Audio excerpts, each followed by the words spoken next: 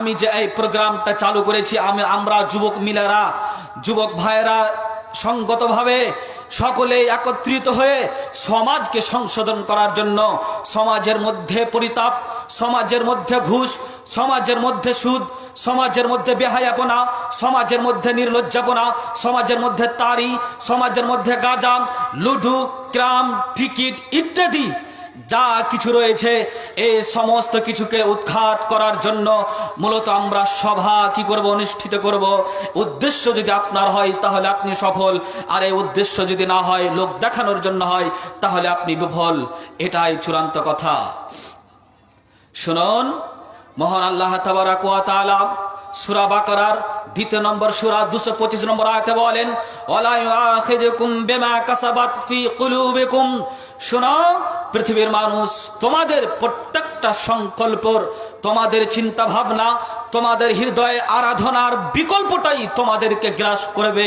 শুনে রাখো, তোমরা অন্তরের মধ্যে যা কিছু পরিকল্পনা করো, তুমি ইমাম হয়েছো, তোমার যদি পরিকল্পনা মানুষকে লুটে খাওয়ার হয়, জাতিকে পরিবর্তন করার না হয়, তবে মনে রেখো তোমার এই পরিকল্পনা, তোমার এই চিন্তা ভাবনা, তোমার এই আরাধনা পৃথিবীর কোনো ব্যক্তি যদি না জানেন, তবে জানেন তিনি যিনি তোমাকে সৃষ্টি করেছেন। ইন্নাল্লাহ আলিমুম বিজাতিস সুদূর। তোমার পরিকল্পনার, তোমার অন্তরের প্রত্যেকটা পদক্ষেপ, তোমার অন্তরের প্রত্যেকটা চিন্তা ভাবনা সেই জানেন, তিনি তোমাকে সৃষ্টি করেছেন।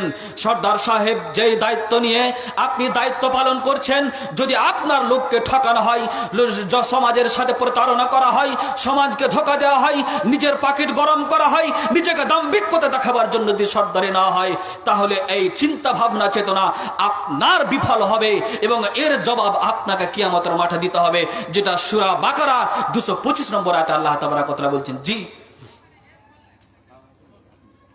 তাহলে বোঝা যাচ্ছে বিষয়ের পূর্বেই যেই ব্যক্তি, যেই দায়িত্বশীল রয়েছেন, তাদের দায়িত্ব, তাদের চিন্তা ভাবনা, তাদের চেতনা, তাদের আরাধনা, তাদের বাসনা, তাদের উদ্দেশ্য যদি জাতিকে পরিবর্তন করার না থাকে, সমাজ থেকে সমস্ত কিছু সুদ ঘুষ, সমাজের মধ্য থেকে বেপরদা, সমাজের মধ্য থেকে অবৈধতা, সমাজের মধ্য থেকে লন্ডন, সমাজের মধ্য থেকে যত রকমের বেহায়াপনা রয়েছে উৎখাত করার জন্য যদি দায়িত্ব পালন না করেন, তাহলে আল্লাহি আল্লাহর কসম, এই সব দায়িত্বশীল ব্যক্তিদেরকে আল্লাহ তাবারাক ওয়া তাআলার কিয়ামতের মাঠে তাকে জবাব দিতে হবে। বাঁচার কোনো পথ থাকবে না, পথই নেই।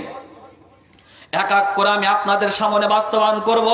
অতএব আমি আপনাদেরকে বলতে চাই, অতি সত্বর আমরা মানুষ, যেহেতু মানুষ হিসাবে আমাদের করণীয় হবে অবশ্যই আল্লাহ পাক রব্বুল আলামিনের দিকে আমাদেরকে ধাপিত হতে হবে, এবং আমরা যারা যে কোনো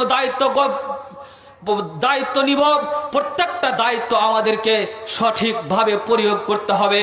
যদি দায়িত্ব প্রয়োগ না করি, তাহলে সমাজ সত্যি অধঃপতনের অতল তলে যাচ্ছে। বিষয়টা যেটা দেওয়া হয়েছে, জি এটা বাস্তব। সরদারের মাধ্যম দিয়ে, ইমামের মাধ্যম দিয়ে, কাউন্সিলরের মাধ্যম দিয়ে, মেম্বারের মাধ্যম দিয়ে, চেয়ারম্যানের মাধ্যম দিয়ে সমাজ সুন্দর রূপে রূপান্তরিত হতে পারে। এরা যদি ধাপ্পাবাজি হয়, এরা যদি প্রতারক হয়, এরা যদি ডুপ্লিকেট হয়, তাহলে সমাজ অন্ধকারে নিমজ্জিত হয়ে যায়। এটাই চূড়ান্ত। অতএব আমি আপনাদেরকে হীনস্থবোধ করার জন্য কথা বলি না, আমি আপনাদেরকে অপমান করার জন্য কথা বলি না। শুনুন, আল্লাহ তাবারাক ওয়া তাআলা সূরা জুমার করি, সর্দারকে শিক্ষিত মনে করি, কাউন্সিলরকে শিক্ষিত মনে করি, দায়িত্বশীল ইমাম সাহেবকে শিক্ষিত মনে করি, এরা মূর্খ নয়। তারই জন্য আমি আপনাকে বলি, যেহেতু বিষয় সেটাই রয়েছে, আপনাদেরকে বলি, যেহেতু আপনি শিক্ষিত, অতএব আপনাকে পরিবর্তন হতে হবে। আপনি যদি উপদেশ গ্রহণ না করেন, তাহলে অশিক্ষিত করবে না। আল্লাহ বলছেন আপনি শিক্ষিত, আপনি উপদেশ গ্রহণ করবেন। উপদেশ গ্রহণ যদি না করেন আপনি, তাহলে আপনি ব্যর্থ ব্যক্তি, আপনি ব্যর্থ, আপনি সমাজের মধ্যে বোঝা, এমনিতে চলাফেরা করছেন, জবাব আপনাকে দিতে হবে। অতএব আমি আপনাকে বলি, যেহেতু দায়িত্বশীল যখন আপনি নিয়েছেন, দায়িত্বটাকে সঠিকভাবে আপনাকে প্রয়োগ করতে হবে। যদি না করেন, তাহলে কিন্তু আপনাকে কিয়ামতের মাঠে জবাব দিতে হবে। এতে কোনো সন্দেহ নাই, কোনো পার্থক্য নেই।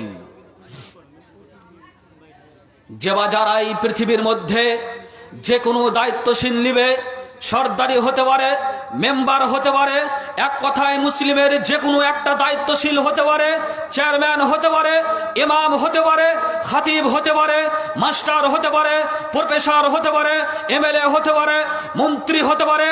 এক কথায় মুসলিমের যারা এই দায়িত্ব গ্রহণ করবে, যে কোনো ব্যক্তি মুসলিমের দায়িত্ব নিবে, তার প্রথমত তার উদ্দেশ্যটা সঠিক হতে হবে। উদ্দেশ্য যদি সঠিক না হয়, নিয়ত যদি সঠিক না হয়, সে এবং জাতি উভয়ে ধ্বংস হয়ে যাবে। আমি আপনাকে কি দিয়ে বুঝাই?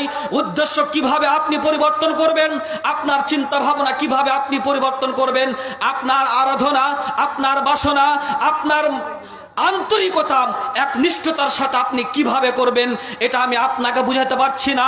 তবে শুনে রাখুন, সাহাবীদের নীতি ছিল, তাবাতাবীদের নীতি ছিল এবং ওলামাদের নীতি ছিল।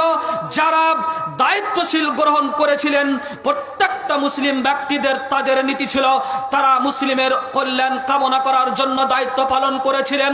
প্রত্যেকটা মুহাদ্দিস থেকে নিয়ে, প্রত্যেকটা সাহাবী থেকে নিয়ে, খোলাফায়ে রাশিদিন থেকে নিয়ে, তাবাতাবী থেকে নিয়ে এবং নবী থেকে নিয়ে প্রত্যেকটা ব্যক্তি যারাই মুসলিম উম্মার দায়িত্বশীল ছিলেন, তারা মুসলিমের উপকার করে গেছেন।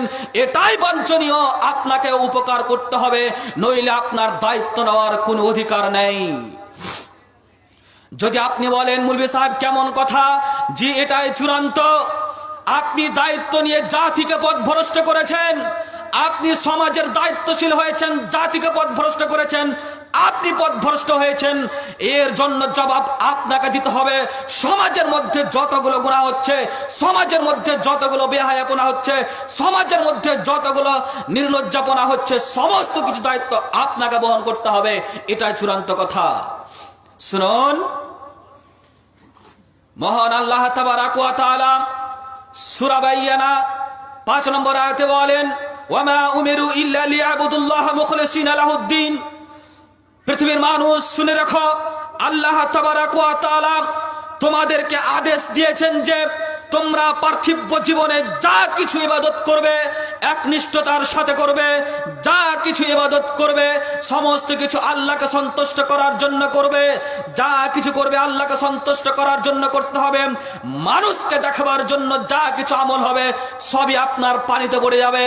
মানুষকে দেখাবার জন্য যা কিছু আপনার আমল হবে, এর জবাব আপনাকে দিতে হবে। আল্লাহকে সন্তুষ্ট করার জন্য আপনাকে আমল করতে হবে।